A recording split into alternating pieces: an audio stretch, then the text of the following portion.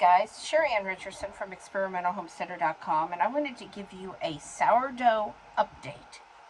Now, I started this sourdough on March 29th, so it has been just about 3 weeks at this point. And as you can see, it is bubbly. It is rising.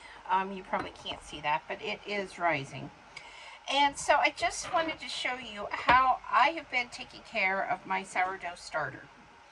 So the first thing that I do every morning is I hope the lighting is okay. I stir this. Now what you're going to notice is as I stir it, it stirs the air out and the sourdough actually kind of flattens out. Then I scrape the sides, turn it here and scrape the sides a little bit. And then what I do is I remove about half of it, maybe not quite half at this point, but I basically go in and I scoop this out. And I have been putting the excess in canning jars and putting it in my refrigerator. And what I've been doing with that is I've been making some pancakes. You will see how in another video that I will link in the description, how I have been using some of the batter to make pancakes that I am then freezing so that we can have really quick breakfast in the morning by just putting the pancakes in a toaster. And the other thing that I have been doing is making some buttery sourdough biscuits, which I do not have that link up or anything on those. But different things that I can make, and pizza dough is another one, and put into the freezer for our food storage for winter.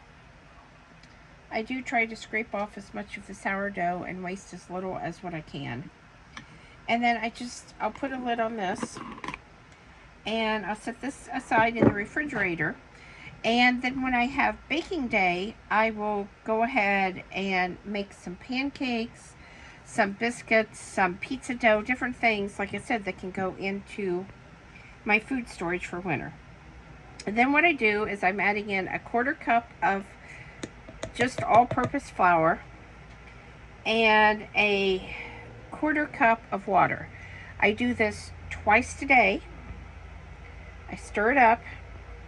This is just what they call feeding the sourdough. Again, I'm going to scrape down the sides the best I can, because I want to get as much of this mixed in as possible. I will get another spatula and I will scrape the excess off.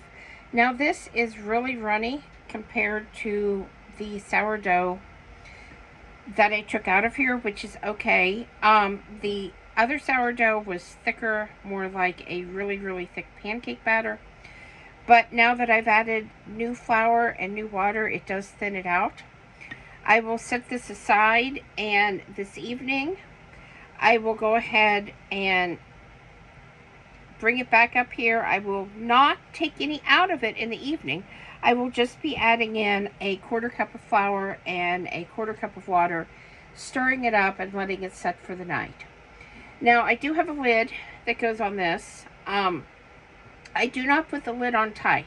I set the lid up there with it kind of cockeyed so it can, well, let me show you. I don't want to waste any of this sourdough, but let me show you what I do. I do it just like that, so there's a little tiny air gap on one side, and that way it's not airtight. Air can still get in, but it's basically covered. Should a fly or anything get in the house, it's not going to easily get into that and contaminate it. So I hope that has been helpful to you. If you have any comments or questions, please leave them in the comment section below.